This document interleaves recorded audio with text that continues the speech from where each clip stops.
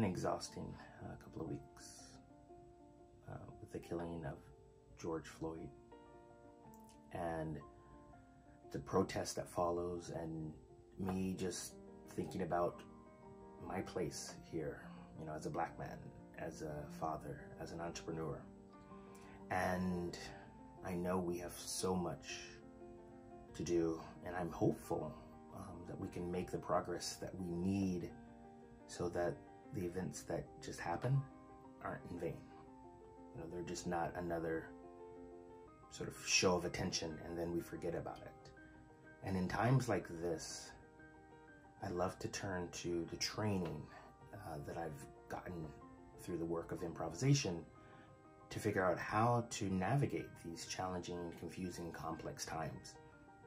And if you're wondering, how can I start to learn and move forward, especially my white allied friends who are doing your damnedest to be the best ally, anti-racist person, I'm going to give you 4 techniques that I've learned through improv that, if we all apply, can help us just be better humans. Number 1, listen to understand. You know what they say, we have 2 ears and 1 mouth, so we should listen twice as much than we talk.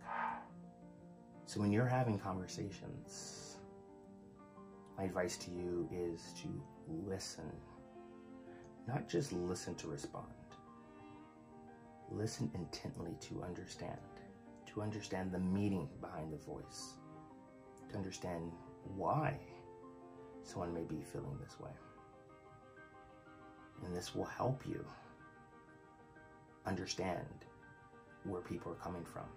You may not agree with it, but at least you start to have an understanding, and that helps you see things from a different perspective. And that brings me to number 2. In the world of improvisation, we have this principle: make your partner look amazing.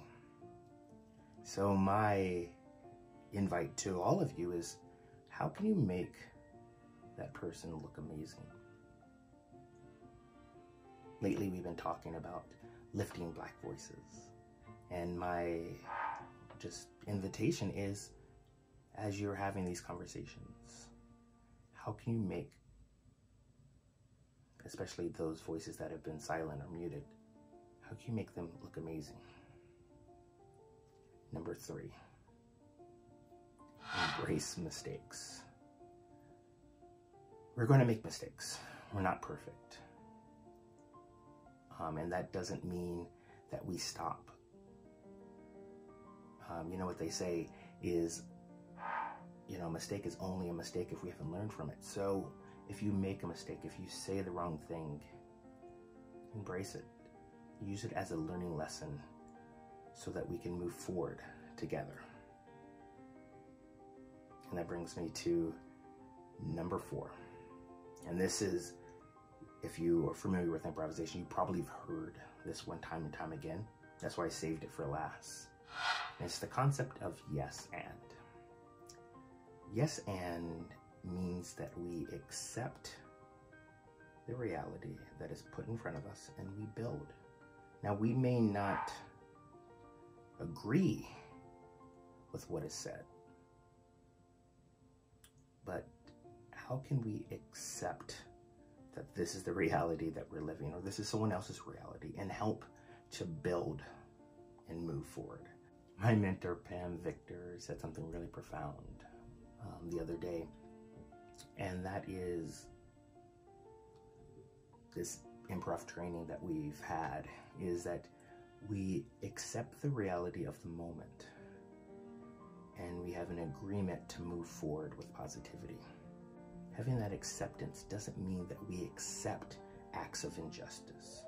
It means that we accept that these acts of injustice exist, and we come from a place of wide open, attentive listening and learning, with the agreement that we are going to use that learning to move forward together with positivity. That's what this is all about. I feel like in this moment, we're like this sheet of paper.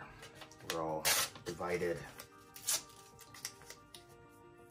all over the place, and it may be a little bit scary. You might feel a little bit alone, but the cool thing is if we come together and we follow all of these techniques, then we can